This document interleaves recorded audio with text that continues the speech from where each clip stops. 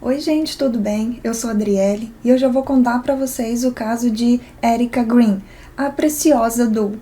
Mas antes eu queria convidar vocês a conhecerem o canal O Insólito. O canal é do Marcos, é ele que faz a narração de todos os casos criminais e também contos de horror. Se você gosta desse nicho, né, desse tipo de conteúdo e ainda não conhece o canal, não se esqueça de passar lá, eu vou deixar o link aqui embaixo na descrição para vocês conhecerem e eu tenho certeza que vocês vão gostar. Mas agora então vamos pro vídeo de hoje.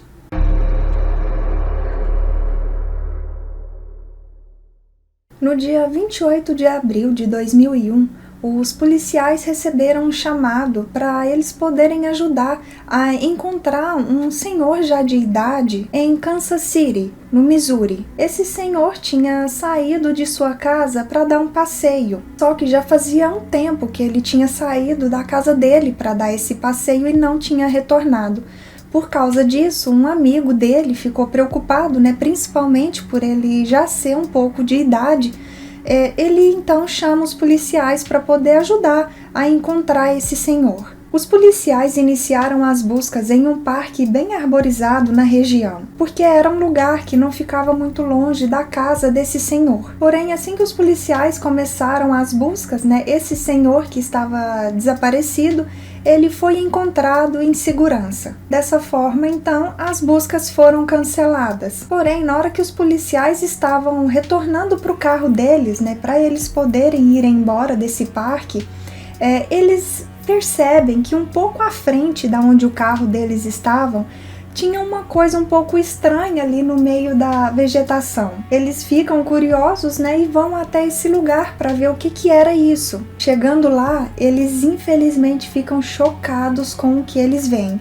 Eles acabam vendo o corpo de uma criança sem a cabeça. 3 dias depois, no dia 31 de abril, um pesquisador voluntário que estava dando uma volta nesse parque encontrou a cabeça correspondente a esse corpo. Ela estava embrulhada em um saco de lixo e estava a cerca de 2 quarteirões da onde o corpo tinha sido encontrado. Fizeram uma autópsia nesse corpo e identificaram que a causa da morte teria sido um único golpe muito forte na cabeça. Esse corpo ele estava cheio de hematomas e ele era de uma criança afro-americana de cerca de 3 a 4 anos de idade. Essa criança tinha grandes olhos castanhos e o seu cabelo estava trançado. O lugar onde esse corpo foi encontrado não teria sido o local do crime. Teriam colocado esse corpo e a cabeça, né, separado para poder evitar a identificação do corpo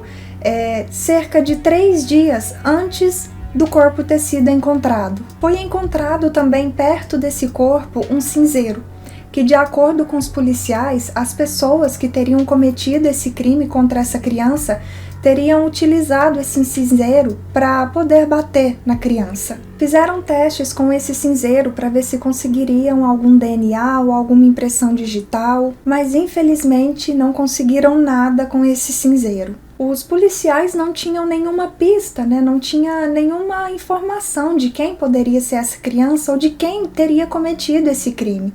Mas eles acreditavam que não ia demorar muito até que alguém fosse reportar o desaparecimento de uma criança. Porém, o tempo foi se passando e ninguém foi à delegacia para reportar o desaparecimento de uma criança.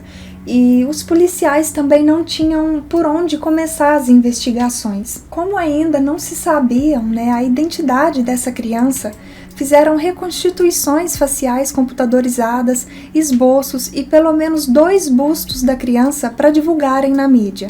Esse caso foi inclusive apresentado na série Cold Case Files, porém ninguém se apresentou dizendo que conhecia essa criança. Por cerca de 4 anos, a mídia e a população de Kansas City fizeram um esforço para identificarem essa criança, apelidada de Preciosa Doe. Bom, para quem não sabe, John Doe e Jenny Doe são pseudônimos coletivos que são usados quando o nome verdadeiro de uma pessoa é desconhecido ou essa pessoa não quer que o nome dela seja divulgado. Nesse caso, né, como era um caso que referia-se a uma criança, trocaram o nome Jenny para a Preciosa. Esse caso foi um mistério por muito tempo. Como assim ninguém reporta o desaparecimento de uma criança? Ninguém deu falta de uma criança com cerca de 3 a 4 anos? Até que, enfim, no dia 5 de maio de 2005, esse mistério chega ao fim. Nesse dia, os policiais receberam uma ligação de um homem de nome Thurman McIntosh, de Oklahoma, que disse aos policiais que ele era avô do homem que havia cometido esse crime. O neto dele se chamava Harold Johnson. Na época, ele estava com 25 anos de idade e era casado com uma mulher de nome Michelle Johnson, de 30 anos de idade. Esse corpo encontrado no parque em Kansas City seria de uma das filhas da Michelle, de nome Erica Michelle Mary Green. O Thurman disse também para os policiais que assim que ele ficou sabendo desse corpo de uma criança encontrado em 2001, ele na hora suspeitou que esse corpo fosse da Erica. O Thurman teria confrontado seu neto e ele, o Harry, ele teria sim confessado que aquele corpo infelizmente era o da Erica. Ele disse que a Erica teria se envolvido em um acidente doméstico, onde ela teria se machucado e infelizmente teria perdido sua vida. O Thurman decidiu guardar esse segredo para ele por cerca de 4 anos, até que em 2005, enfim, ele decide contar isso para os policiais. Ele já estava com a idade bem avançada e ele não queria falecer levando esse segredo junto com ele. Bom, com essa nova informação,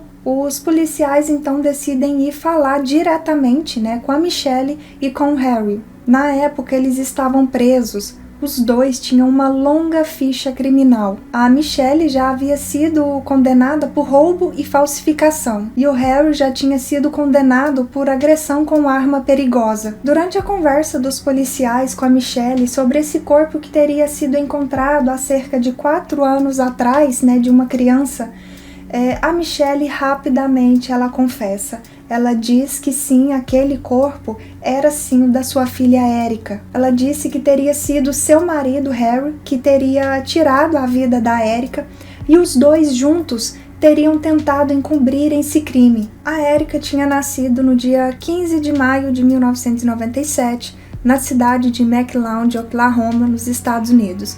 Não se tem o nome de seu pai biológico na internet, mas ela morava com a sua mãe Michelle, seu padrasto Harold e mais 7 irmãos. Todas essas crianças eram filhos apenas da Michelle e todos moravam em Muskogee, em Oklahoma.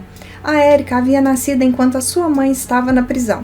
A Michelle conheceu Harry enquanto trabalhava com serviços adultos. Ele provavelmente era um cliente fixo dela. Um ano após terem cometido o crime contra a Erica, a Michelle e o Harold se casaram. Na sua confissão, a Michelle ela diz que em abril de 2001, o Harry, que aliás estava sob o efeito de álcool e tóxicos, ele teria chutado a Erica, fazendo com que ela caísse no chão, batendo com a cabeça. Ele teria chutado ela porque a Erica, criança, teria se recusado a ir dormir. Assim que a Erica bate a cabeça no chão, ela perde a consciência.